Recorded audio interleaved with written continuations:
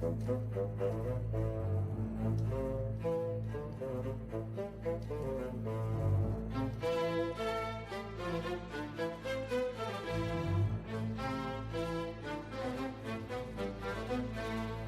to school for that. What a beautiful day. Oh, unbelievable. A long weekend. The guys look fresh. They look fast. A lot of excitement out there, and to be able to get back on the grass, and continue to build this thing, as we head into the first week of the regular season. A lot of excitement. So, good competitive period at the end. Just went ones on ones at the end, best of 5 right there. So it was a lot of good energy to finish the practice. Offense won today. Okay. So it kind of goes back and forth sometimes like that, but it was a really nice pass. Bryce threw about a 40-yard bomb to Xavier early in the competition period to kind of elevate the energy of it. But it was a really good practice. I was fired up to get back out there. Hey, Coach, every team wants to start out fast. That's not stating the obvious, but after last year's opener, how important is it for the team and for Bryce to set a nice standard?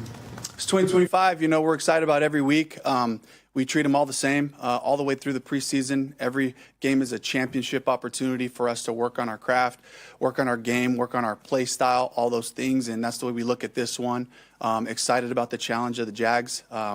Liam Cohen, a guy that I really respect, and a bunch of talent that they've assembled there. So a lot of excitement in both buildings, just really looking forward to, these opportunities to become us, and to find the successes and find the challenges and to learn and to grow. So really excited about this week. Do you have an update on Icky's status? And then we saw Damian out there. Yeah, day-to-day right now. We'll give the official injury report on Wednesday with all the different levels of what people can expect there, but it's day to day right now.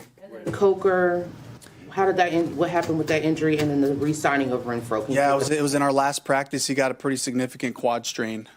So bummed out for Jalen, who's had a fantastic camp. And yes, excited that Hunter, we got that done, and really got to give a lot of credit to Dan and Brant, Hunter and his crew for just working through it. We were going to have this conversation ongoing, and couldn't be a better opportunity. Right now, based on the situation we're in, we're so blessed to be able to have Hunter come back to us here and decide to continue with us, with the Panthers. We're stoked about it, and he had a great day today.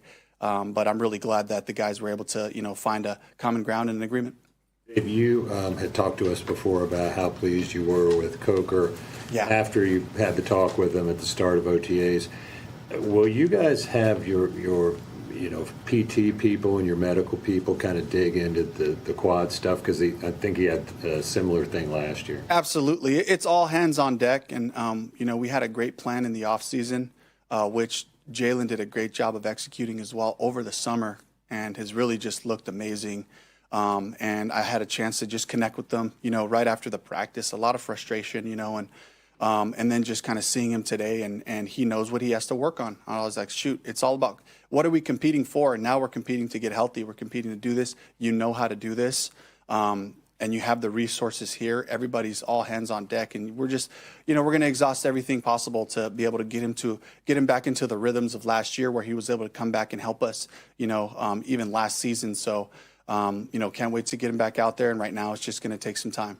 Dave, I know you said a couple of weeks ago when you took Tommy off the injury list that you wanted to see how his physicality could kind of handle it. How has he looked so far now that he's in drills? He looks great. I mean, as good as I remember, maybe better. He looks fast. He looks strong. So he's got, really 2 exposures now of limited in that first practice. Last week coming back today was a little bit more. He's handling the load. We'll check in with him again, this afternoon and kind of see how he feels. But he's been locked in mentally the whole time, and now it's just a matter of getting his feet underneath him and just finding those rhythms and being able to block different body types and those things. But I'm excited about Tommy. What's the unique challenge of being the first team to see what Jacksonville is going to do with Travis Hunter? And have you been able to deduce anything about what their plan might be in the preseason? A special player for sure, but it goes beyond that. I think it's anytime you play a team where you have new coordinators coming into play, familiarity with Liam, with what he did in Tampa, but then this is a totally different group. They're kind of built differently with their skill players on offense and some of their tight ends.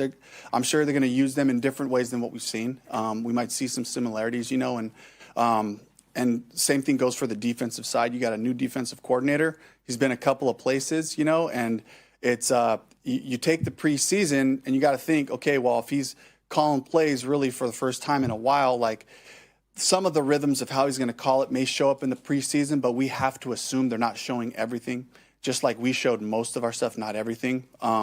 So those things present their unique challenges, because while it's still going to come down to our execution, you like to have your 60 or 70% or better tendencies, whether it's offense or defense, and we really don't know what those things are. So we're going to have to be taking a lot of notes, early on in the game to kind of see what the game plan is and just make sure that what we're doing, attacks that or fits that. When you identifying those tendencies, is that something like, are you looking at film from those coordinators in those previous stops? Yeah, you just got to collect as much information and use your best assumptions on what you think they're going to hang their hat on from a core standpoint. Yeah. Dave, you named captains. Yes. Can you tell us about that process? Was that a vote or was that coach's choice? Yeah, that's the players voting for it. And they voted for Derek and Bryce and JJ Jansen, as our special teams representative, and we'll kind of have a rotational captain each week that'll go out with those guys.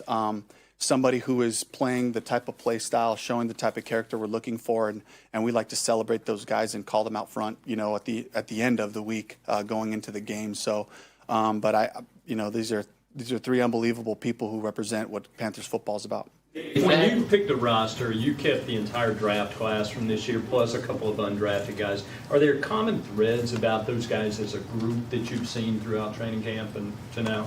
I think it's just the evaluation process. Dan does a fantastic job of educating his staff for the types of players that we're looking for. The football character, the personal character, certainly the physical attributes and toughness and all those things. But we have a play style here.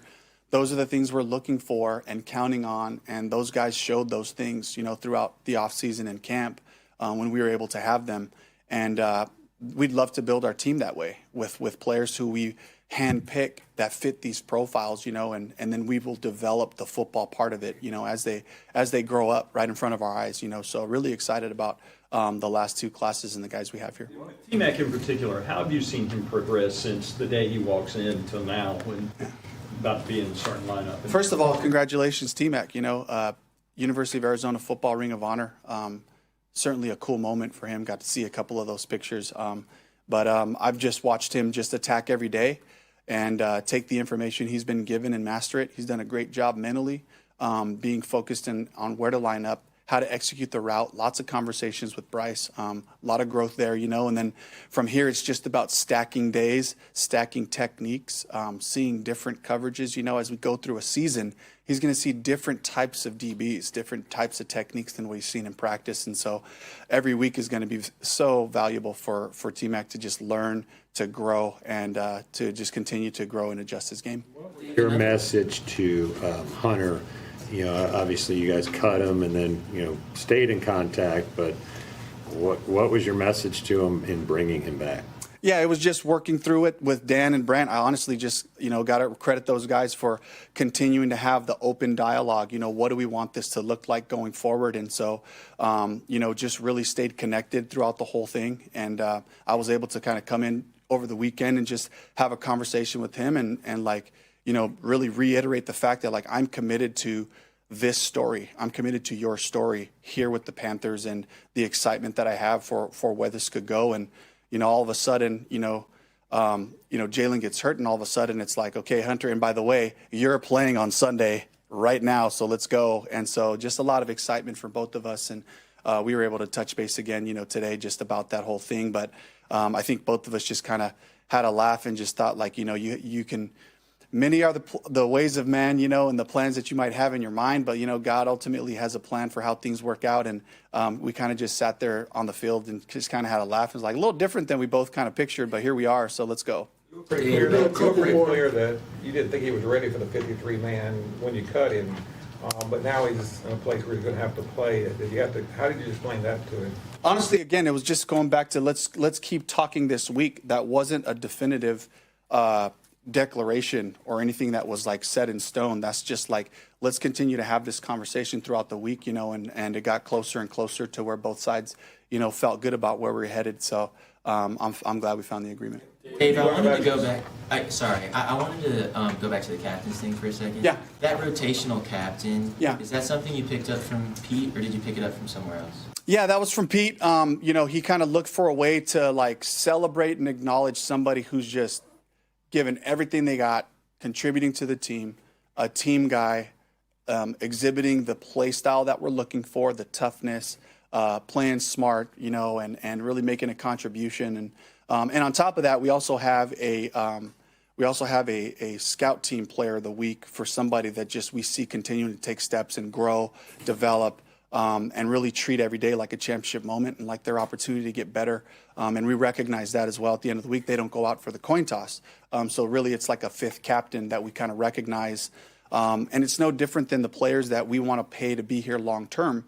We reward the guys that look like Panthers football players, and in the vision and the dreams that we have, what we imagine our group becoming, we just kind of point to those things like, guys, this is us. This is who we're looking for. This is how we want to play football.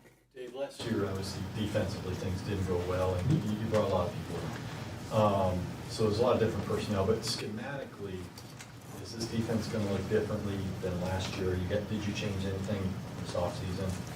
You will see on Sunday. We definitely have a core of stuff that we love.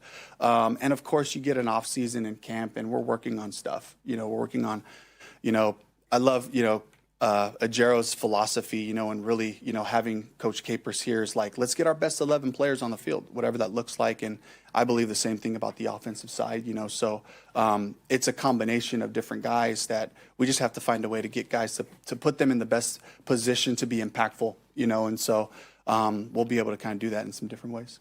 About Bryce last year in the opener and yourself, because you were optimistic going to last year's opener like you are right now, but things kind of didn't work out the way you probably. What did you learn about him and yourself last year? I'm not looking for last year. I can just tell you where we're at right now. We got a great leader who's stepping into the huddle, making sure the tempo's right, making sure the attitude's right, the energy's right. You're talking about a guy who's won at the highest level in college football. He knows how to be a champion. He knows how to win.